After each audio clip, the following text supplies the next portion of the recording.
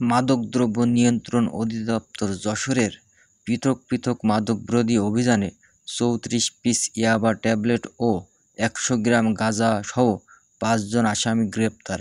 নিয়মিত মামলা দায়ের ও মোবাইল কোর্টের মাধ্যমে সাজা প্রদান। ২২ অক্টোবর বুধবার দুপুরে যশোরের কোতোয়ালী মডেল থানাধীন আরাপপুর ইউনিয়নের বাঁশবাড়িয়া গ্রামের কারিগর পাড়ার মৃত রওশন আলী সর্দার ও মাতা নূরজাহান বেগমের ছেলে আসামি টিটোর উত্তরদড়িয়া একটি ভবনের কক্ষে দেহ তল্লাশি করে ১৬ পিস ইয়াবা ট্যাবলেট পাওয়া যায়। অপর আসামি হলেন একই এলাকার পিতা মোনতাজ আলী সর্দার ও মাতা মোসাম্মদ রোকেয়া খাতুনের ছেলে আসামি বিল্লাল হোসেনের দেহ তল্লাশি করে ১৪ পিস ইয়াবা ট্যাবলেট সহ গ্রেপ্তার করেন।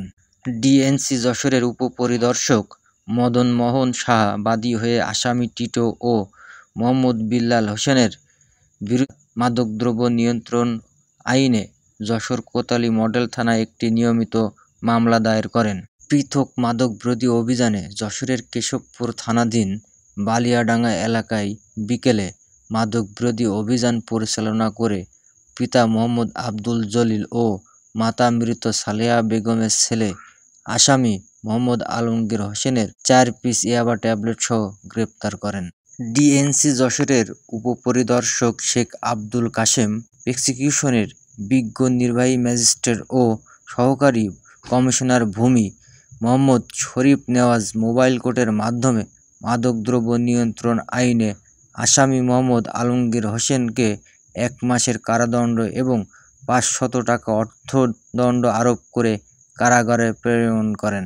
একই সময় যশোরের কেশবপুর থানাধীন মঙ্গলকোট এলাকায় পিতা মৃত লুৎফর রহমান ও মাতা জামেলা খাতুনের ছেলে আসামি মোহাম্মদ মফিজুর রহমানকে ১০০ গ্রাম গাঁজাসহ গ্রেপ্তার করেন।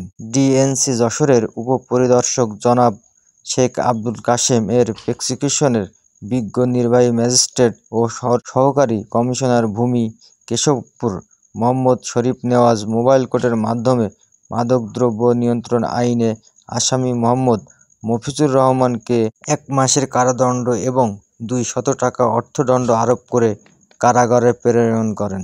একই দিনে পৃথক অভিযান পরিচালনা করে যশোরের কেশবপুর থানাধীন আলতাপোল এলাকার পিতা মোহাম্মদ লিয়াকত আলী ও মাতা মৃত জাবেদা বেগমের ছেলে আসামি রেজাউল ইসলামকে গাঁজা সেবনের উপকরণসহ গ্রেপ্তার করেন।